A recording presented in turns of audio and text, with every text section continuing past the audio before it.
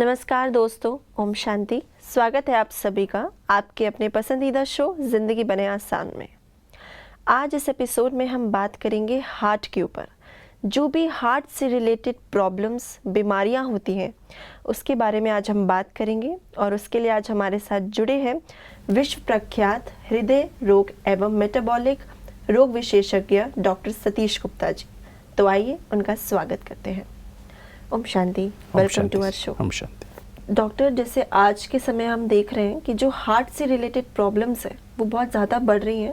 Even छोटे छोटे बच्चों में भी हार्ट अटैक के जो केसेस आ रहे हैं वो भी बहुत बढ़ रहे हैं। तो ये ऐसा क्यों हो रहा है? बेसिकली आज जो हृदय रोग बढ़ रहा है, जिसे हम आम भाषा में हार्ट अटैक भी कहते हैं, एंजाइना भी कहते हैं, कॉरोनरी आर्टरी डिजीज़ कहते हैं। कभी 1960 में 100 में से एक आदमी को हुआ करती थी।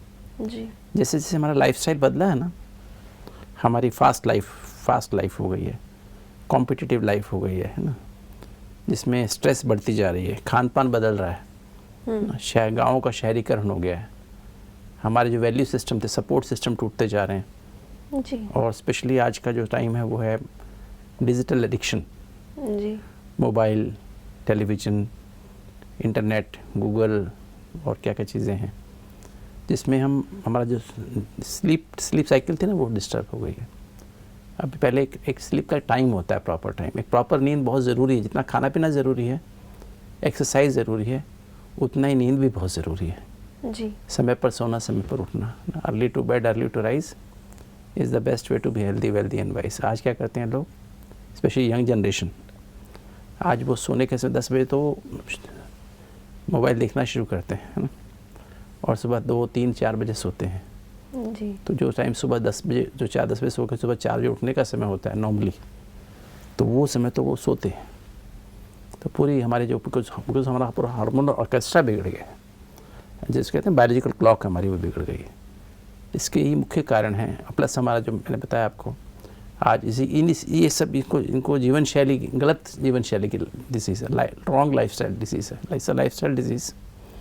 एंड इसके जो और दूसरे लाइफस्टाइल फैक्टर्स हैं, वही सेम लाइफस्टाइल फैक्टर्स हम ब्लड प्रेशर भी पैदा कर रहे हैं, डायबिटीज़ भी पैदा कर रहे हैं, ओबेसिटी, मोटापा भी पैदा कर रहे हैं, हाई कोलेस्ट्रॉल भी पैदा कर रहे हैं। तो सारे, इवन स्ट्रेस से ही हम आज एडिक्शंस में जा रहे हैं। जी। सिगरेट स्मोकिंग, मतलब सिगरेट, बीड़ी, तम्बाकू खाना, गुटखा खाना, शराब पीना, ड्रग्स लेना, वो सब तेज़ी से बढ़ता जा रहा है। This is all because of stress. तो धूम्रपान और अल्कोहल से भी हार्ट की प्रॉब्लम्स बढ़ते हैं। हाँ जी। तो जैसे जो भी हार्ट अटैक्स होते हैं, तो उसके लिए मतलब क्या संकेत रहता है कि मतलब कुछ समय पहले से पता चल जाता है कि हमें हार्ट अटैक जो आने वाला है? बेसिकली सबसे पहले तो इम्पोर्टेंट बात है कि अगर हमारी स्ट्रॉन्ग फैमिली हिस्ट्री है, अगर मेरे फादर को, मदर को, या मेरे ब्रदर्स को, सिस्टर्स को, मेरे अंकल्स को, या मदर की तरफ हमारे जो मैटरनल अंकल हैं, मामा है या मौसी है, जो भी हमारे डिफरेंट नहीं होते, जो हमारे डिफरेंट फादर की साइड या मदर की साइड, किसी को भी हार्ट की प्रॉब्लम ज़्यादा है। कई बार 4 भाई हैं, 4 में से 3 को बाईपास हो गया, या दो को एंजियोप्लास्टी हो गई, एक बाईपास हो गया। तो then I am highly prone to develop heart disease, है ना। तो फैमिली हिस्ट्री जहाँ पर है वहाँ बहुत इंपॉर्टेंट है, आपको we have to be very careful, है ना।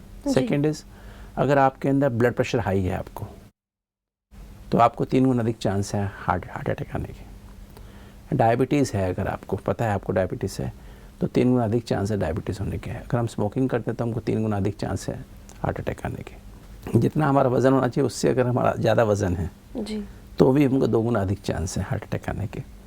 अगर मेरा कोलेस्ट्रॉल, जो बैड कोलेस्ट्रॉल LDL ज़्यादा रहता है और गुड कोलेस्ट्रॉल HDL कम रहता है, एक लिमिट की जो रिक्वायर्ड लिमिट्स हैं उससे कम रहता है, या मेरा ट्राइग्लिसराइड लेवल ज़्यादा रहता है, इसे डिसलिपिडीमिया कहते हैं, वो अगर है तो भी मेरे को 2 गुना अधिक चांस है हार्ट अटैक आने। ये तो मतलब हमारे कुछ फैक्टर्स हैं जो इनको हम कन्वेंशनल रिस्क फैक्टर्स कहते हैं, जी, राइट। और कुछ होते हैं mental risk factors, psychological risk factors. जैसे कि मेरी नेचर है, टाइप A नेचर है, मैं हमेशा टाइम प्रेशर, वर्क प्रेशर में रहता हूँ, जिसे आम भाषा में हरी सिकनेस कहते हैं, जल्दबाजी। टाइम का प्रेशर, काम का प्रेशर, परफेक्शन का प्रेशर, मेरे हिसाब से काम होना चाहिए। कंपटीशन, कंपैरिजन में रहते हैं, एग्रेसिव हो जाते हैं, तो वो उन लोगों को ज़्यादा हार्ट अटैक, 3 गुना अधिक हार्ट अटैक आते हैं। तो जैसे पतले लोग होते हैं उनको भी क्या चांसेस होते हैं? हाँ, पतले लोगों को भी चांस, मतलब बताया ना, ये तो risk factor, these are risk factors जिनके अंदर प्रॉब्लम को अधिक, ऐसा नहीं कि सब ब्लड प्रेशर वालों को हार्ट अटैक आता है, ऐसा नहीं सब डायबिटीज़ वालों को हार्ट अटैक आता है, पर टेंडेंसी ज़्यादा बढ़ जाती है ना। जी।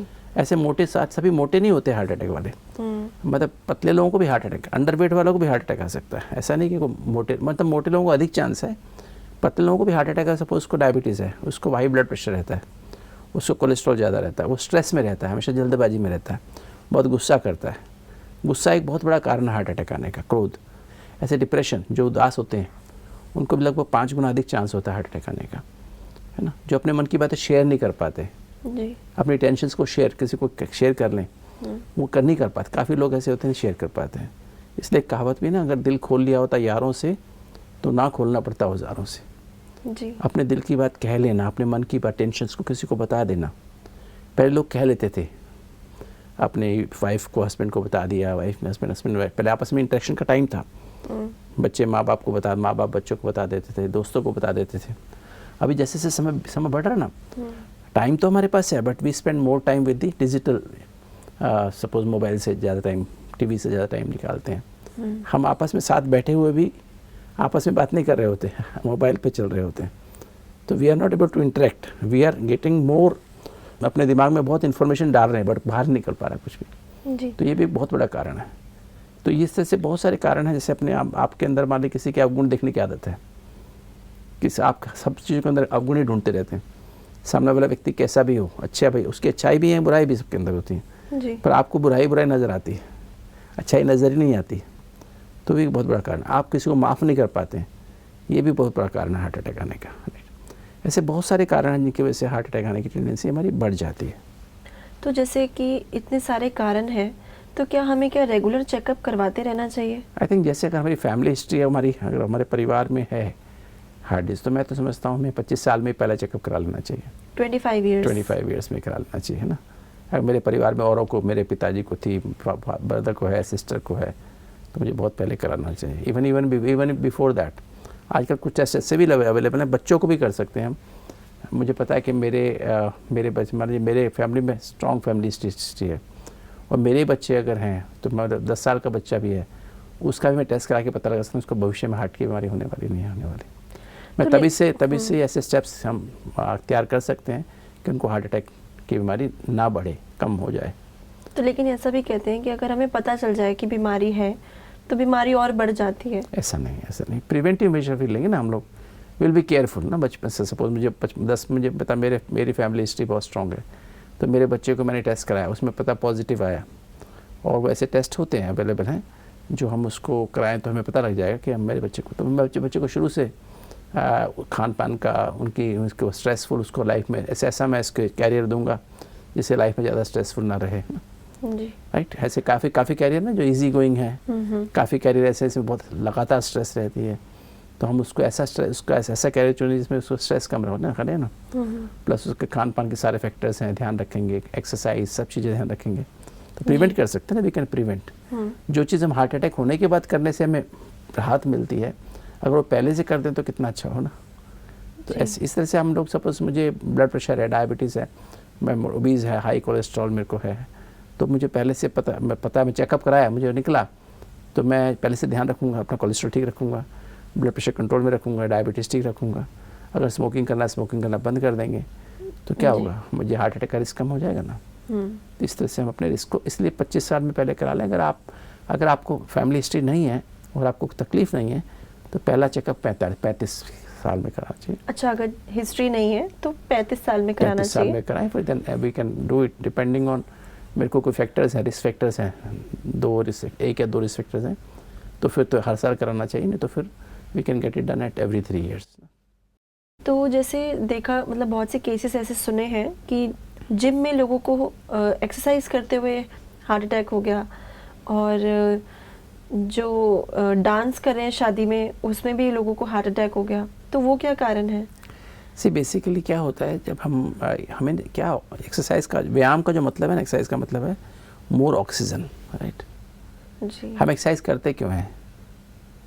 कि सभी मसल्स में पतले होने के लिए करते हैं बेसिकली, मसल गेन करने के लिए। मसल्स गेन करने के लिए कर रहे हैं ना, पर हम बेसिकली हम क्या करेंगे, सारे हमारी बॉडी को ऑक्सीजन की आवश्यकता होती है, बॉडी की हर सेल को ऑक्सीजन चाहिए होती है। और हार्ट क्या है, हमारा सेंट्रल पंप है ना जी। वो हार्ट अगर हमारा ठीक से काम करेगा तो कार्डियो एक्सरसाइज करते हैं ना, तो हार्ट अगर हमारा सेंटर ठीक से काम करे तो वो जो है सारी बॉडी में अच्छे से ऑक्सीजन भेज पाएगा। और हमें इसको हम क्या करना चाहिए, जहाँ खूब सारी ऑक्सीजन हो। That means best time is early morning after sunrise ना। जैसे सूर्योदय होता है पेड़ पौधे ऑक्सीजन बनाना शुरू करते हैं, और खुली हवा में it should be moderate aerobic exercise. But जैसे दिल्ली जैसे सिटीज़ में तो बहुत पॉल्यूशन रहता है, तो ऐसे में सुबह करना एक्सरसाइज सही रहेगा? बहुत अच्छा, बहुत बेस्ट टाइम है। चाहे पॉल्यूटेड सिटी बेशक है, किंतु उस समय भी that is the best time of the day. जब तक ट्रैफिक चालू नहीं हुआ है, फैक्ट्रीज चालू नहीं हुई हैं, पोल्यूशन चालू नहीं हुआ, जैसे that is the time when you have least pollution. Right. Day में जब फैक्ट्रीज चालू होंगी, व्हीकल्स चालू होंगे, तब तो ज़्यादा बढ़ेगा ना। राइट। एमिशन ज़्यादा बढ़ेगा। तो उस समय अगर अर्ली मॉर्निंग में करते हैं, अर्ली मॉर्निंग में आफ्टर सनराइज, सपोज सनराइज आपके यहाँ 6 बजे होता है या 7 बजे होता है, according to that after by 7 और बाई 6 अगर आपने नहा धो के तैयार हो गए, यू क्लीन योर बाउल्स और आप नहा लिए, उसके बाद you should go for walk. मतलब उसमें आप अगर यंग हैं तो दौड़ भी सकते हैं, अगर आप मिडिल एज के हैं तो ब्रिस्क वॉकिंग कर सकते हैं, या हल्के के बीच में हल्के के थोड़े से शॉर्ट पीरियड्स ऑफ सीवियर मतलब एक्सरसाइज दौड़ भी सकते हैं, और बीच में पैदल भी कर सकते हैं। Otherwise brisk walking is good enough. तो जैसे पैदल चलना हार्ट के लिए बहुत अच्छा रहता है, तो ऐसे कुछ स्टेप्स हैं कि इतना तो चलना ही चाहिए रोज। कम से कम हमें कोशिश करनी चाहिए 45 मिनट्स डेली हमें मॉर्निंग वॉक कर लेते हैं। ऐसे स्टडीज़ में प्रूव हुआ है, वैसे 30 मिनट तो मिनिमम है। 30 मिनट्स अ डे, मतलब वो आपको डेली करना ही चाहिए। Before breakfast it is a must to have daily morning walk. Before breakfast मतलब कहते हैं अर्न योर ब्रेकफास्ट ना। If you have walked for 30 minutes, then that means you have earned your breakfast. If you have not walked, that means you don't have right to have breakfast. Right? जी. तो 30 minutes of morning walk is a must. और अगर आपको कोई family history है, strong family history है कुछ, then 45 minutes करनी चाहिए डेली। और जो कहते हैं ना, काफ़ी लोग कहते हैं 5 days a week, वो 5 days a week नहीं। मैंने देखा है प्रैक्टिकल, जब हम ऐसे बोलते हैं लोग 5 days a week, बट मैंने देखा है कि जब एक डेली हैबिट बना लेते हैं ना, तो 5 days में कहीं ना गड़बड़ होने के चांस रहते हैं। अगर आप ऐसा बना दीजिए कि मुझे वॉक करनी ही करनी है, it becomes addiction sort of thing. नहीं, बिना वॉक करे दिल नहीं करता खाना खाने को। तो आप वॉकिंग करके ही, कितने भी बिजी हो आप, चाहे आप हाउस वाइफ हैं या आप कहीं भी काम करते हैं, अर्ली मॉर्निंग भी जाना होता है अगर आपको, तो भी आप आधा घंटा ज़रूर अपने निकालें वॉकिंग करने के लिए। And should be meditative walk. काफ़ी लोग मोबाइल पे बातें करते करते चलते हैं, काफ़ी लोग आपस में बातें करते करते चलते हैं। और जैसे गीत सुनते हुए भी वॉक करते हैं, तो वो भी नहीं करना चाहिए।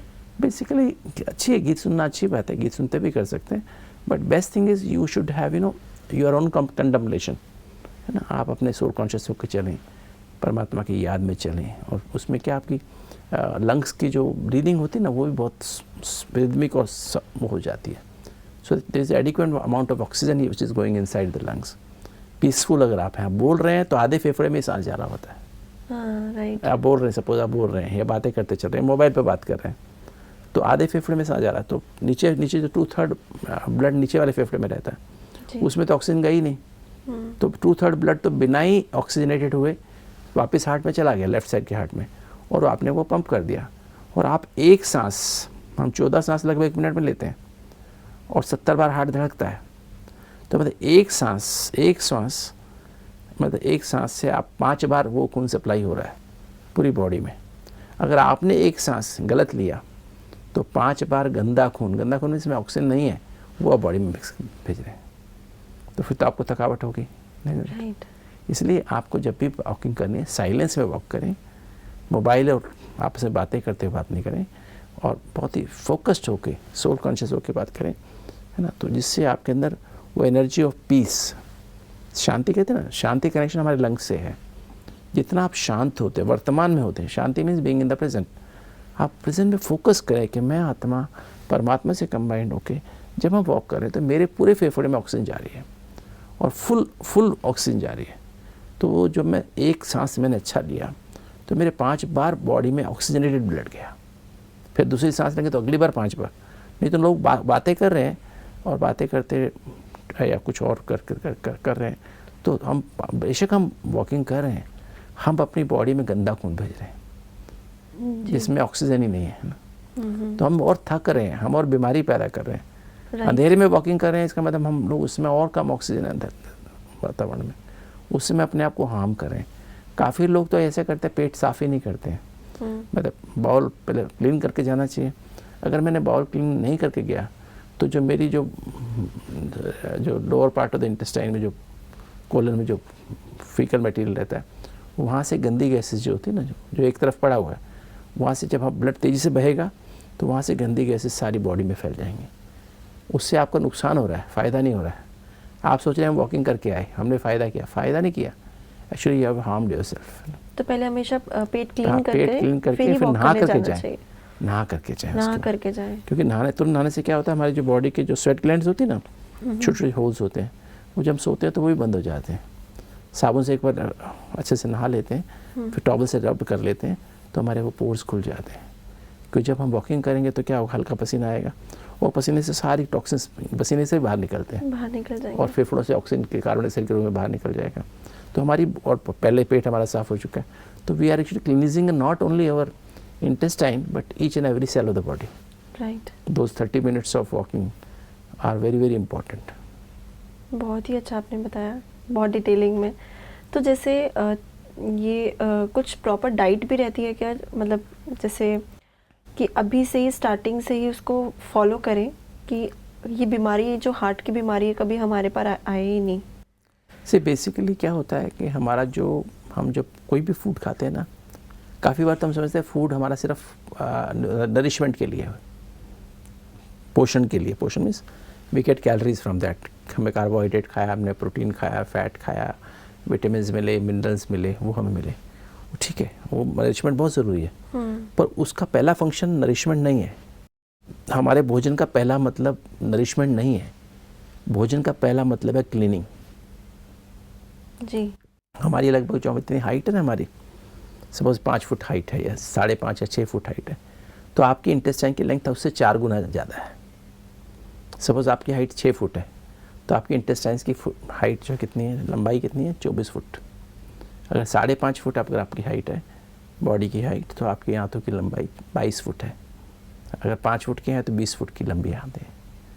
और आंतों में हमारी विलाई होती है ना, विलाई मीन्स जैसे होता है ना, आरी होती है ना, सेरेशंस होती हैं, ज़िगज़ैग होती हैं, और उसमें जो विलाई होती है ना, ऐसे करके उसमें भी नीचे रिसेप्टर्स होते हैं, सेंसर्स होते हैं।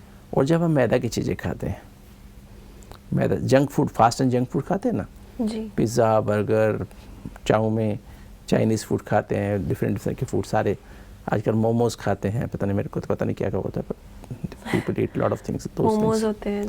हाँ, मतलब काफ़ी सारी चीज़ें खाते हैं जो मैदा से बनी होती हैं। समोसे हैं, तलीचे हैं, पराठे पकोड़े खाते हैं, चीज़ें खाते हैं। उनमें क्या होता है, वो जाके वो उसमें आ जाके फंस जाती हैं, उन रिसेप्टर्स पे स्टिक हो जाती हैं, वो स्टक हो जाते हैं, राइट। तो सेंसी, आंतों में सेंसी ख़त्म हो जाती है। तो क्या महीने में एक बार भी नहीं खा सकते? नहीं, कभी हम कहते हैं हम जहर एक हफ्ते में एक दिन खाना चाहिए, महीने में एक बार खाना चाहिए, कभी हम कहते हैं क्या?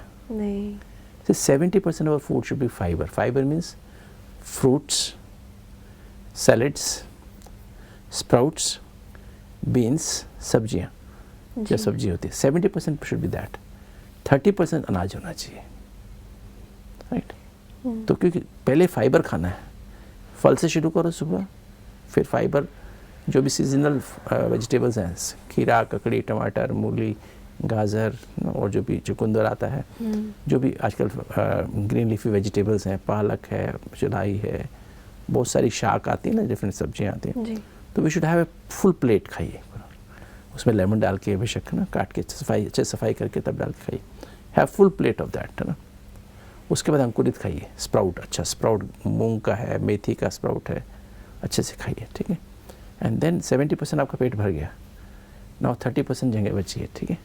और 30% में भी आप अपना फिर चपाती सब्जी ले सकते हैं, दाल, सब चपाती भी आपको गेहूं का, जैसे आजकल जो चपाती है ना, वो भी हमको करना चाहिए कि हमारी चपाती भी, हमारा जो आटा है वो बैलेंस होना चाहिए, because protein is very very important for body, for heart also, है ना। बॉडी के हर टिश्यू की रिपेयर भी प्रोटीन से होती है। तो अगर जैसे हम जो खाली गेहूं खाते हैं या खाली गेहूं की रोटी खाते हैं, तो क्या होता है उसमें एक अमीनो एसिड मिसिंग होता है, जो दाल के अंदर होता है, चने के अंदर होता है। तो दोनों अगर मिला दें, 2 पार्ट अगर हम सीरियल्स या मिलेट्स ले लें और 1 पार्ट हम पल्सेस का ले लें, तो वो हाई क्वालिटी प्रोटीन बन जाती है। हाई क्वालिटी का मतलब as good as egg protein, right, okay, which is very very high quality. किस किस चीज़ को मिला करके? 2/3 of millets, 2/3 of millets and 1/3 of pulses, मतलब दाल, जैसे चना लेते हैं हम लोग जी। तो आप जब बनाते हैं सुबह, तो ये दोपहर में जब भी आटा जो बनाते हैं, तो जैसे आपका आजकल ज्वार है, बाजरा है ना, और जौ ले सकते हो। जौ, इनका ग्लाइसेमिक इंडेक्स बहुत कम होता है जौ का ना जी। जौ है, बाजरा है, ज्वार है, तो आप मान लीजिए इक्वल रेशो में तीनों को ले सकते, या सपोज 10% जौ ले लें आप, 20% बाजरा ले लें, 40% आप ज्वार ले लें, और 30% आप चना डाल दें। 1/3 होगा ना, लगभग 30%। दाल शुड बी अबाउट 1/3 दाल या चना जैसे हमने लिए ना, तो वो 1/3 हो गया। तो नाउ अब जिसका जो आटा बना के खाएंगे ना, पर बनाने से पहले 2 घंटा पहले भिगो दें, तो आटा फूल जाएगा ना, और वो बहुत अच्छी तरह से मतलब मैंने बताया ना, आपको बाहर से कोई प्रोटीन पाउडर खाने की आवश्यकता नहीं है जी। आजकल बहुत सारे लोग ना प्रोटीन के स्कूप्स लेते हैं ना, बहुत महंगे आते हैं। तो क्या जो वो प्रोटीन पाउडर लेते हैं वो सही होता है? वो नुकसानदायक है। हमें जो है प्रोटीन पाउडर लेने के बजाय ये जो अगर हम करते हैं, तीनों टाइम जो हम खा रहे हैं, ये हमारा मतलब this is like more than protein powder, right. Okay, 33% आप प्रोटीन जा रही है ना आपकी बॉडी में, तो आप समझिए आपके कभी भी आपकी बोन्स में प्रॉब्लम नहीं होंगी, कभी आपके जॉइंट्स में या स्किन में बीमारियां नहीं होंगी, हार्ट भी स्ट्रांग रहेगा, है ना। तो हमारा डाइट ऐसे तो हमारा, तो इस तरह से अगर हमारा रहता है, तो हमारी this is the best diet for. और मतलब जैसे आपने सुबह पहले फ्रूट खाया, सलाद खाया, फिर आपने खाया, फिर 11 बजे फ्रूट खा लो, फिर 1 बजे लंच कर लो, उसमें भी पहले सलाद खा लो, फिर सब्जी रोटी खा लो, फिर शाम को 6 बजे डिनर शुड बी अर्ली, तो 6 बजे डिनर ले लिया, तो डिनर पहले उसमें आपने सलाद ले लिया, सलाद में सूप ले लिया और सब्जी रोटी खा लिया, बस। फिर 6 बजे नथिंग आफ्टर 6:30, 10 बजे तक सो जाए, और 9:30 हो गए। तो that is the best way to be. अगर आप इतना भी करते हैं तो आपका हार्ट बहुत खुश होता है। बहुत ही अच्छा आपने बताया। जैसे आपने जो भी ये टिप्स दिए, एक तो हार्ट के लिए जो डाइट बताया वो बहुत अच्छा था। एक्सरसाइज के लिए आपने जो बताया कि हमें कैसे एक्सरसाइज किस भाव से भी करनी चाहिए, वो भी बहुत इम्पॉर्टेंट है, क्योंकि ऑक्सीजन में ब्लड में हमारे जाती है, और फ़ोन नहीं यूज़ करना चाहिए एक्सरसाइज करते हुए। आपने फिर ये भी जो बताया कि जो हार्ट की प्रॉब्लम्स हैं वो स्ट्रेस लेने से और ज़्यादा जल्दीबाजी करने से भी बहुत ज़्यादा उसके फैक्टर्स बढ़ते हैं। और आपने जो बताया कि कैसे 25 इयर्स की एज में ही, जिनको अगर फैमिली हिस्ट्री है तो वो अगर अपने 25 की एज में ही रेगुलर चेकअप स्टार्ट कर दें तो अच्छा है, अदरवाइज़ नॉर्मल लोगों के लिए आपने 35 इयर्स का एज बताया। तो ओवरऑल आपने जो भी हार्ट से रिलेटेड बताया, जो भी टिप्स थे वो बहुत ही अच्छे थे, बहुत डिटेलिंग के साथ आपने उसको एक्सप्लेन किया। अगले एपिसोड में हम इसको और विस्तार में बात करेंगे। आज के एपिसोड के लिए आपका बहुत बहुत शुक्रिया। Thank you. तो दोस्तों, आज डॉक्टर जी ने हमें बहुत सारे टिप्स दिए, एक अच्छी लाइफस्टाइल को कैसे हम बना सकते हैं अपने दिल को खुश रखने के लिए, अपने हार्ट को खुश रखने के लिए। उन्होंने जो एक्सरसाइज करने का तरीका बताया, कैसे खुली हवा में और बिना किसी फ़ोन के सोल कॉन्शियस होकर के अगर हम एक्सरसाइज करते हैं, रोज़ अगर वॉक भी करते हैं 30 मिनट्स, तो भी हमारा जो हार्ट है वो बहुत स्ट्रॉन्ग होगा। उन्होंने जो डाइट बताई कि कितना फाइबर लेना चाहिए, कितने पल्सेस लेने चाहिए, उन्होंने बताया जो एग प्रोटीन तक के लेवल तक का, उन्होंने जो वेज में बहुत अच्छा कितने मिलेट्स होना चाहिए, पल्सेस होने चाहिए और कितना आटा होना चाहिए, तो वो बहुत अच्छा था। और आई होप कि आप सभी को उससे बहुत लाभ मिलेगा, आप ज़रूर फॉलो कीजिएगा। और नींद के लिए भी उन्होंने जो बताया कि जल्दी सोना भी बहुत इम्पॉर्टेंट है अपने हार्ट को स्ट्रॉन्ग रखने के लिए। अगले एपिसोड में हम और विस्तार में बात करेंगे हार्ट से रिलेटेड बीमारी पर। जुड़े रहिए आपके अपने पसंदीदा शो ज़िंदगी बने आसान में। ओम शांति।